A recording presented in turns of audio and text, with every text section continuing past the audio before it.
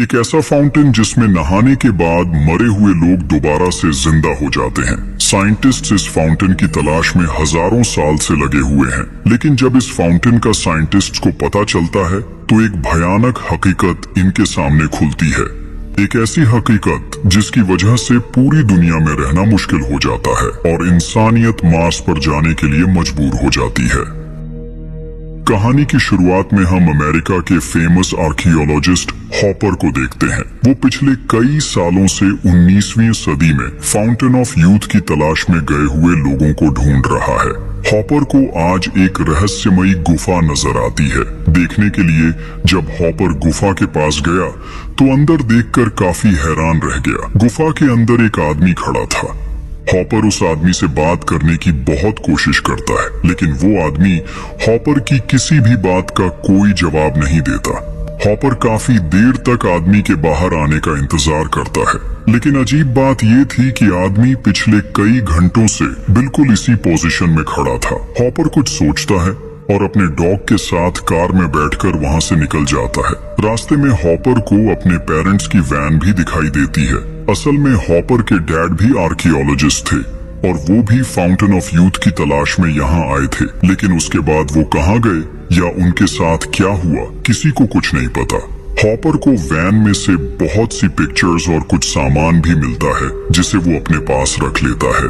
इसके बाद हॉपर अपनी असिस्टेंट के पास आता है और उन्हें गुफा के बारे में सब कुछ बताता है।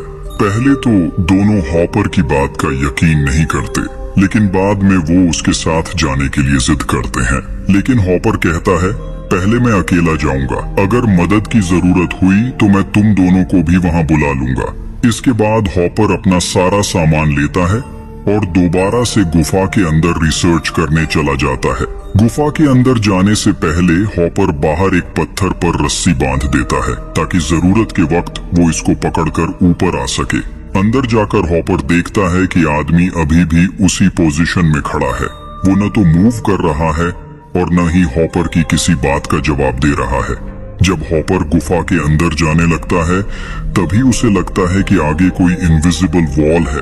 पहले तो हॉपर आगे जाने से डर जाता है, लेकिन फिर वो हिम्मत करता है और वॉल क्रॉस कर जाता है। वॉल क्रॉस करते ही हॉपर को कुछ वेव्स महसूस होने लगती हैं। अंदर की आबो हवा काफी डिफरेंट थी। हैरानी की बात ये थी कि अब वो आदमी धीरे धीरे आगे मूव करने लगता है। सीन कट होता है और हमें पता चलता है कि हॉपर को गुफा में गए हुए 2 दिन हो चुके हैं। उसकी असिस्टेंट हॉपर के लिए बहुत ज्यादा परेशान है और वो भी अब वहां जाने वाली थी, लेकिन जाने से पहले टेलर अपनी एक फ्रेंड को भी वहां जाने के लिए बुला लेता है क्योंकि वो भी केव्स के बारे में कुछ जानकारी रखती थी। टेलर की दोस्त अपने साथ अपने दोनों छोटे बहन भाई ले आती है, यानी अब ये 5 लोग हॉपर की तलाश के लिए जाने वाले थे। ये लोग बिना किसी को बताए जंगल की तरफ चले जाते हैं। जिस जगह के बारे में हॉपर ने इनको बताया था वहां जाकर इनको हॉपर की कार दिखाई देती है, जिससे ये लोग समझ जाते हैं कि हॉपर यहीं कहीं आसपास ही होगा। सभी लोग अलग अलग होकर हॉपर को ढूंढने लगते हैं। तभी इनको एक रस्सी दिखाई देती है जो उसी गुफा की तरफ जा रही थी जहां हॉपर गया था। ये लोग अब डिसाइड करते हैं कि ये लोग भी गुफा के अंदर जाएंगे। इसीलिए ये सभी टेलर की दोस्त के छोटे भाई को बाहर एक वॉकी टॉकी देकर अंदर चले जाते हैं ताकि जरूरत के वक्त वो इनको अलर्ट दे सके और अगर कोई मसला हो तो ये बाहर से इनको जरूरत का सामान दे सके। इसके बाद ये चारों लोग धीरे धीरे रस्सी की मदद से अंदर जाने लगते हैं। तभी इनको भी इनविजिबल वॉल दिखाई देती है। ये लोग उसे एक नेचुरल चीज समझकर इग्नोर करते हुए आगे निकल जाते हैं। अंदर हॉपर ये बात नोट करता है कि गुफा के बाहर से लाइट बहुत तेजी से ब्लिंक कर रही है। साथ ही हॉपर को गुफा के अंदर से एक अजीब डरावनी आवाज सुनाई देती है। अचानक कोई इंसान चिल्लाने लगता है। हॉपर बहुत ज्यादा डर जाता है और ये बात समझ जाता है कि गुफा के अंदर कुछ तो खतरनाक जरूर है। इसीलिए हॉपर बिना कुछ सोचे समझे बाहर की तरफ दौड़ लगा देता है। हॉपर बस कुछ ही मिनटों के लिए अंदर गया था, लेकिन बाहर आकर हॉपर देखता है कि बाहर का माहौल पूरी तरह से बदल चुका है। हॉपर के मुताबिक वो दिन के वक्त केव के अंदर गया था, लेकिन सबसे अजीब बात ये थी कि कुछ ही मिनट्स में रात भी हो चुकी थी। हॉपर बहुत ज्यादा घबरा जाता है और भागता हुआ अपनी कार की तरफ जाता है, लेकिन हॉपर की कार भी अब तक पूरी तरह दरारों में धंस चुकी थी। हॉपर कार स्टार्ट करने की बहुत कोशिश करता है, लेकिन कार स्टार्ट नहीं होती। तभी वो अपना आईडी कार्ड देखता है तो पता चलता है कि मामला काफी सीरियस हो चुका है। हॉपर अब कुछ भी करके जंगल से बाहर निकलना चाहता था। तभी उसे टेलर की कार भी दिखाई देती है। जब कंफर्म करने के लिए हॉपर कार खोलता है, तब उसे टेलर का बैग भी नजर आता है। तब हॉपर समझ जाता है कि हो सकता है टेलर भी यहाँ आया हो, इसीलिए वो टेलर को जोर जोर से आवाज लगाता है, लेकिन आगे से कोई भी जवाब नहीं आता। तब हॉपर टेलर को ढूंढने के लिए दोबारा से गुफा के अंदर चला जाता है। तब हमें इस बात का पता चलता है कि गुफा के अंदर जो भी जाता है उसके मुताबिक टाइम बिल्कुल ठीक चल रहा होता है, लेकिन जो गुफा के बाहर होता है उसके मुताबिक गुफा के अंदर का टाइम बहुत ज्यादा स्लो होता है। उसके लिए बाहर का टाइम नॉर्मल वक्त से 200 गुना ज्यादा तेज होता है। इसीलिए हॉपर को जो गुफा के अंदर से लाइट ब्लिंक होती दिखाई दे रही थी, असल में वो बाहर दिन से रात और रात से दिन हो रही थी। इधर हम इन चारों को देखते हैं जिनको जैकी का छोटा भाई वॉकी टॉकी पर कहता है कि मुझे आपकी मदद की जरूरत है। जैसे ही ये लोग उसकी तरफ जाते हैं तो वहाँ इनको बच्चे की डेड बॉडी दिखाई देती है। तब ये भी समझ जाते हैं कि गुफा के अंदर आए हुए इनको बस कुछ ही मिनट गुजरे हैं, लेकिन असल में बाहर काफी साल गुजर चुके थे।